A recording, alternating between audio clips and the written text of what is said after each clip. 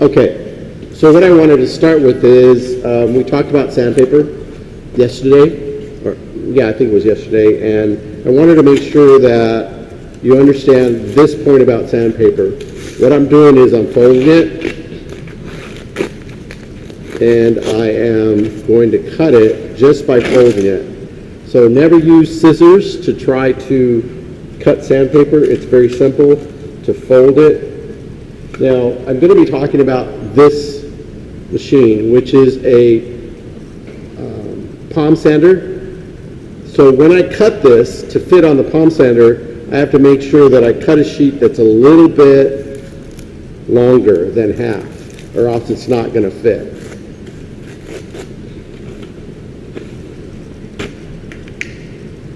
So with the palm sander, it has these levers that kind of flop open, and what that does is it opens this thing right here. Okay, and the sandpaper fits right inside of that thing, and I'll show you in a second. Okay, so it fits right in there, and then this tightens it right here. Okay. And then you fold it over and do the exact same thing on the other side. I'm going to do that real quick. So you got to make sure that you cut it correctly so that you can get the sandpaper to go on there. Hold on one second. I'll lower this down so you guys can see the table. So this kind of rotates and vibrates at the same time. I have a couple of these, I think 3 or 4 of them. A lot of times this pad gets worn out, and then you start to get marks from the screws that hold the pad on. So you want to make sure that the pad is good before you start to use it. Now, there's not too many ways you can get hurt by this. There really isn't. Unless you were going to hold it on your hand and sand your hand until you bled, there isn't too many ways you can get hurt by it. But you have to know how to put the sandpaper on and take it off and change it.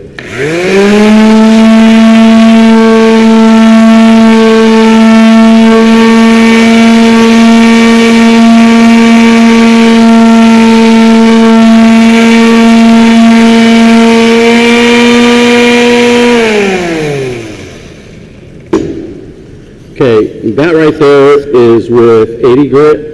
As you can tell, I rounded off that corner. But you can change the grit to make this smoother, to make this smoother, to make the edges smoother. So it's a real useful tool. It's not like sanding by hand. I know we've been sanding by hand. I showed you how to use sandpaper by hand, and you'll get to the point where you're able to use these tools. The other thing I want to mention about these tools is this. You're not going to be able to sand with these tools on this table, or on these tables when you get in here. Okay, we're going to use a table that's back in the back of the room. It's a sanding table. It actually has a vacuum connected to it to draw all the dust down, and I want to try to keep the dust away from the work area so that we don't have to do as much sweeping and so on, so we have a nice sanding table that we do all the sanding on. So you're using a palm sander, you need to use it on the sanding table, not here on the workbenches. Okay, the workbenches is for cutting, assembling projects, but not for sanding. We sand on the sanding table. One other thing, since we're here, and I'm kind of squirreling, but okay, this is not a bottle of Gatorade. It is actually a glue. I've put glue into it. The other thing that you have to know is that we don't glue on these work tables. We glue on the glue table, which is back on the right side of the classroom. So do not remove these. When you get to class, do not remove these from the glue table. Any gluing is to be done on the glue table. All right. So, okay, this tool right here is also a palm sander or finish sander, and it actually is an oscillating sander because it moves back and forth. And the sandpaper just peels off of it. Okay, it's pretty straightforward. You want to make sure that it fits pretty close to being in center, and then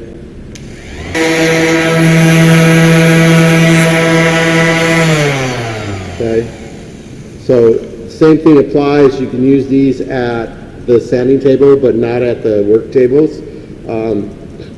You have to, every once in a while, empty this out. As you can tell, that's pretty full. Make sure you empty it out before you use it, or after you use it, empty it out for the person that comes behind you to use it. I have different types of grids, from 80 down to 220, so that you can sand your project properly. So pretty simple. Again, you're not going to hurt yourself. The safety tip on this is always remember to turn it off before you put it away. Don't just unplug it and leave it running, because then someone will do what I did when we came back, plug it in, and all of a sudden the thing is running, it's on the table, it falls off the table. These are pretty indestructible, but you never know, it might fall a certain way and break off a piece, and then we're down a sander. So by all means, please make sure that you turn them off after you use them and put them away. So this is also a palm sander. It's an oscillating palm sander.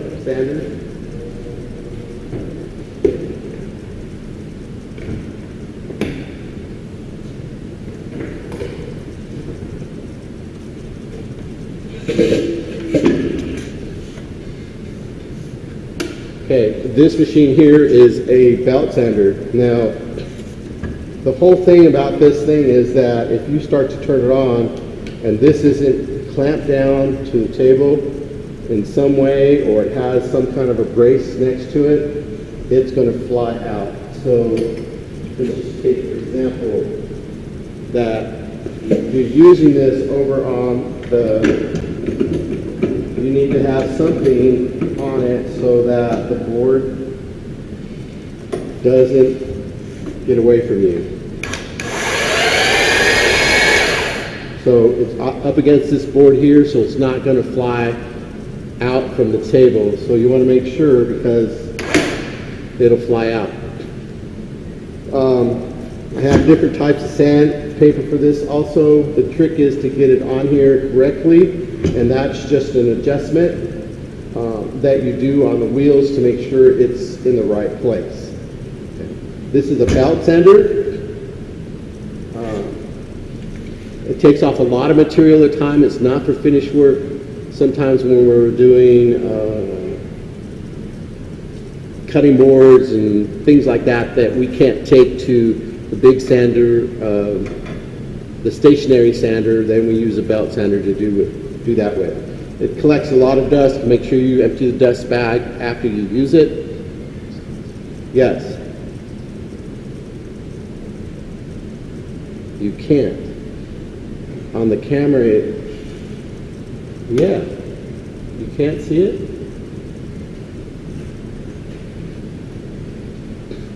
Okay. Yeah, because I see the screen. I have myself pinned, so I can see exactly what you guys should see.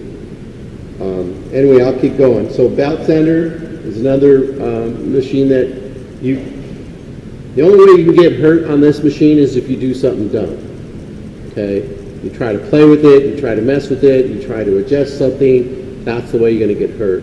If you use it properly, you're not going to have any problems, and it's a very useful tool. So I want to reiterate, these things are tools, they're not toys. There's a difference. So you've got to be able to use them correctly in class. So belt sander. Okay, so those are the sanders that we've looked at so far.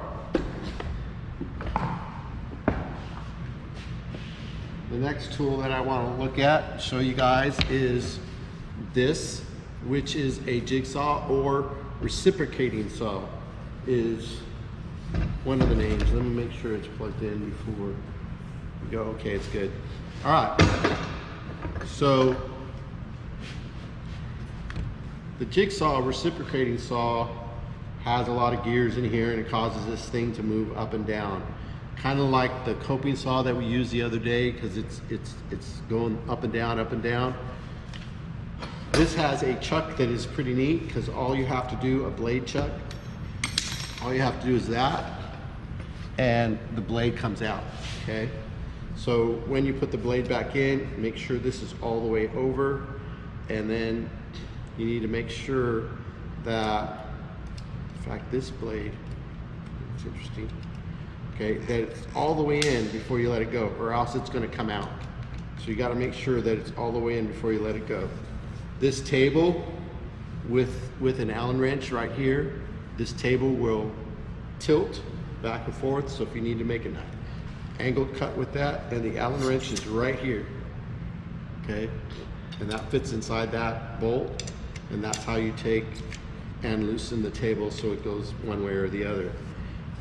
This one in particular is not a variable speed one, so it has one speed. Here's the on and off switch. You can adjust the tension that's on the blade with this right here, okay, so it pushes the blade forward depending on what you're doing, okay. This is supposedly to give you some air going out. So I'm going to make some cuts with this. It's plugged in. I'm just going to cut on this board so you can see how it works. Now, it turns on here.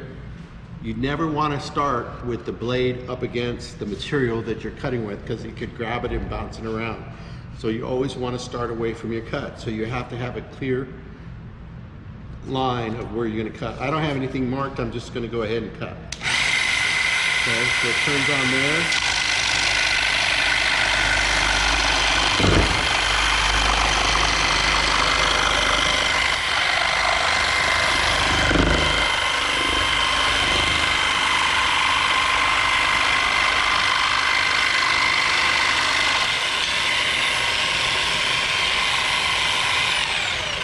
Okay, you want to make sure that the blade comes to a complete stop before you lift it up.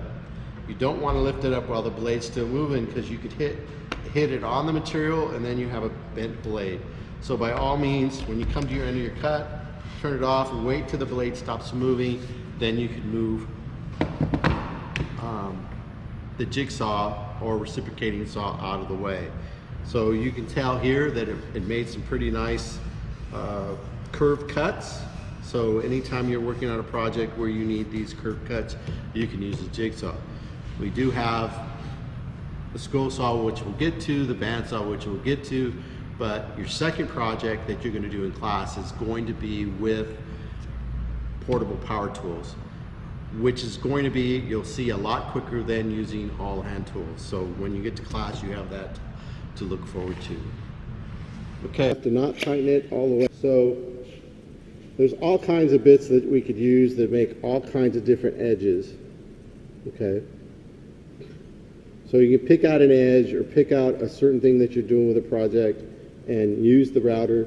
The small router I use a lot. It's just really handy to use. I do have a large router, and that's this one right here. Okay, it works in the same process to lower the blade. So one of the most important things is you never want to start the router with, you can see it, with the material touching the wood, because that's going to cause it to jerk and you'll have some issues. You always want to start it away. Okay, it turns on here. This has an adjustable speed also. Okay. And then I'm going to go into the wood.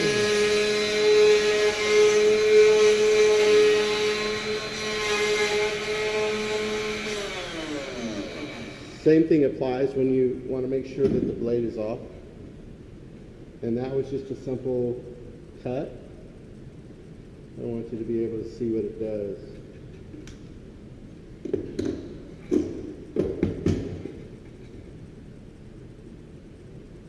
Okay.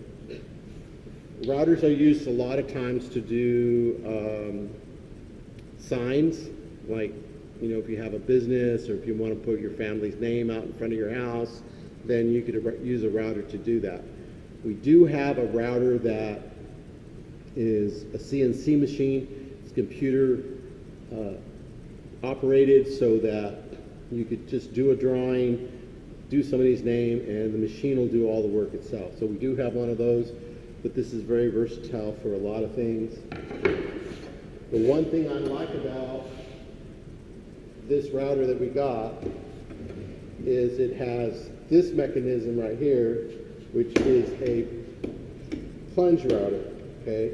So this slides onto the router itself, and it allows you to just plunge down if you're making mortise cuts and those type of things. You just want to make a straight drill, straight cut down. That's what this does. It has this adjustment here, so you can adjust how far down it goes. So it's very versatile. I'm glad we got it. I'm looking forward to seeing all of you use this in class.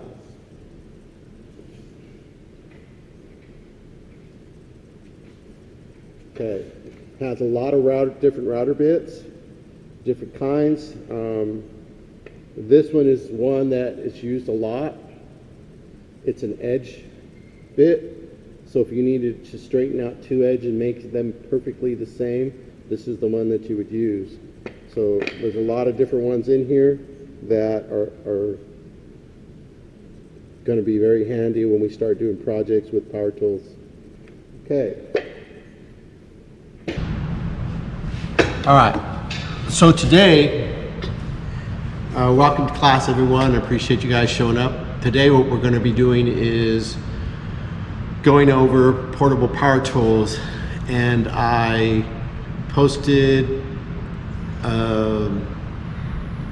I was going to repost the portable power tools PowerPoint last class, but I realized I had already done it. So make sure that you guys go through the process of doing your note taking and then uploading your audio or video file of the notes that you've done. So I'm not going to take a picture. I want you to read it. I'm not going to accept pictures. I want you to read it out loud, either by audio only or with video also. So you guys need to make sure you take time to get that done as soon as possible. Okay, so we're going to talk about portable power tools, and I have a whole bunch of power tools lined up here. So I'm going to switch cameras, and then we're going to go ahead and start with the first one, which is going to be the cordless drills. All right, so I have a couple of cordless drills here. This one in particular is a 20 volt, which is a lot stronger than this one, which is only a 12 volt. It's a DeWalt, okay? The other one's a DeWalt also, and they're cordless, so the battery just comes off like that, pressing this button, right? And it goes in that way. These drills have a number of different features on them that you have to be aware of, okay? The first being that it has a forward and a backwards, okay? So it's set at 1, and you can tell the drill bit is not moving. I can actually hold it, but it will move, right? And the purpose of that is so that if you're using it as a driver, like this one has, it has a screw tip on it, so you can drive screws with it, and I'll show you that in a second. But the purpose of that is so that you can set it so as you're driving the screw, it'll stop going once it reads a certain amount of torque. And that stops you from driving the screw farther to keep it at the right distance. So it's a great feature. Okay, it has speed. One's faster than the other. Okay, speed control, so that's pretty good. Let's see what else is on here. It does have a light. Okay, so if you're in a dark place, you can see that light down there. You can see what you're actually doing. So those are pretty good drills. I like the DeWalt.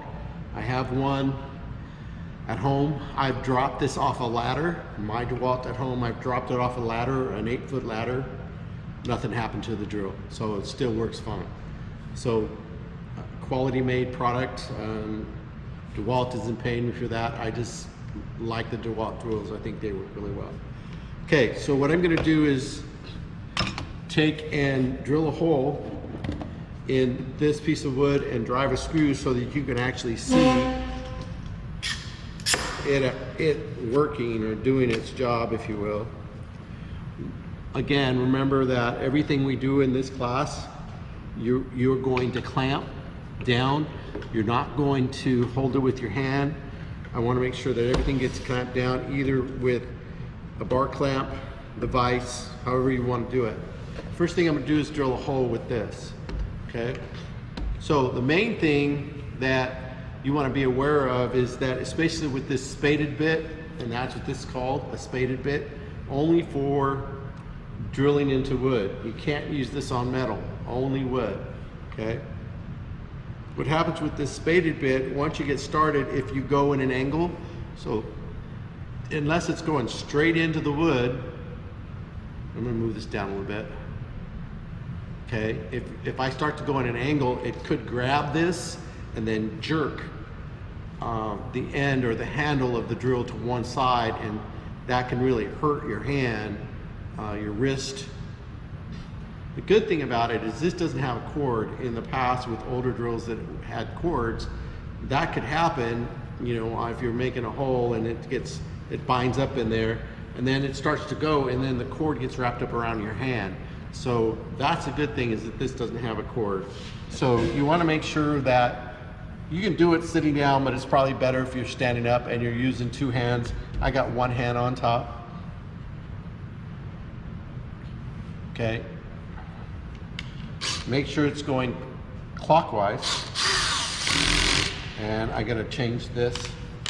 You see how the drill stopped? So I'm going to put it all the way to 13.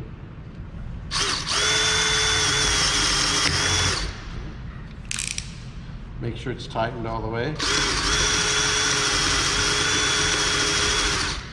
Now, one thing that you got to do is, in this particular case, what I just did is I felt underneath to see if the point was sticking through. Because if I don't do that and change it, turn it around, and I see that point there, what's going to happen is I'm going to have, it's going to break the surface of the board, and then I'm going to have a lot of tear away, and that's going to make my project look awful. So I stopped before I went on. Okay, so one thing that's pretty important that I didn't get on film, and I wanted to make sure that you guys got this. So let me back this up a little bit so I can get a good picture. There we go. So when you're driving a screw with the drill, you want to make sure that the screw, or the screw tip, the Phillip tip, is correctly in the screw itself. If it's a little sideways and you start, what's going to happen is it's going to strip that screw. So you got to make sure that it's set all the way into the head of the screw. Okay. The other thing is that if you just go off and pull the trigger hard, you can slip off of that screw. So you want to tap it to get it started.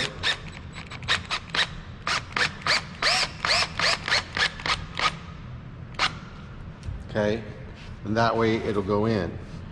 But it's really critical that you get the tip seated all the way into the screw itself. And generally I tap it, I don't just drive it, like pull the trigger. The only time that you probably would do that is if you're screwing in drywall or you're putting up wallboard. Then you're going to set this clutch so that right now it's set so that I'm going to back it all the way out so you guys can see what happens. So if I tap it, get it started,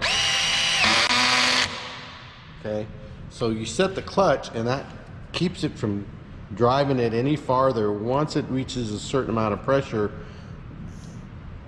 it'll stop engaging the drive so that it doesn't set that screw farther. And that's the only time you would be able to just pull the trigger and go.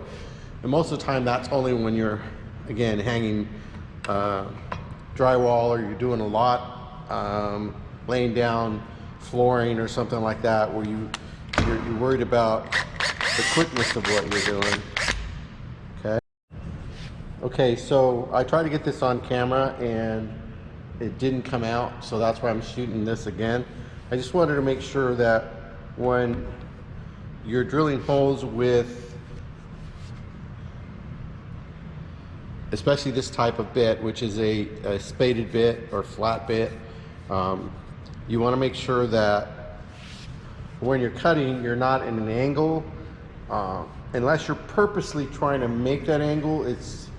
You have to take an extra precaution when you do that, because you could always get, once it starts that hole, you could always get this to bind up in there and you have all kinds of issues. So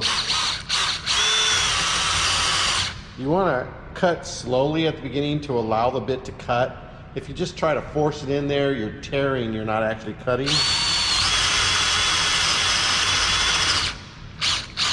The other thing is about making sure that you don't break through the other side, especially with this spaded bit, because it's going to tear out a bunch of material. So you only want to go as far as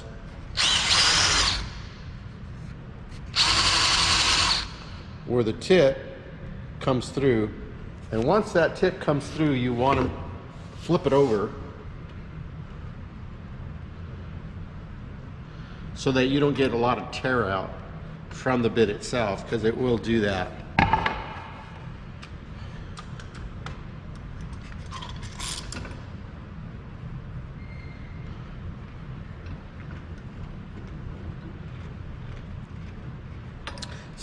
Especially if you don't have a scrap piece of wood on there, you want to do this process of finding the hole and then cutting it from the other side.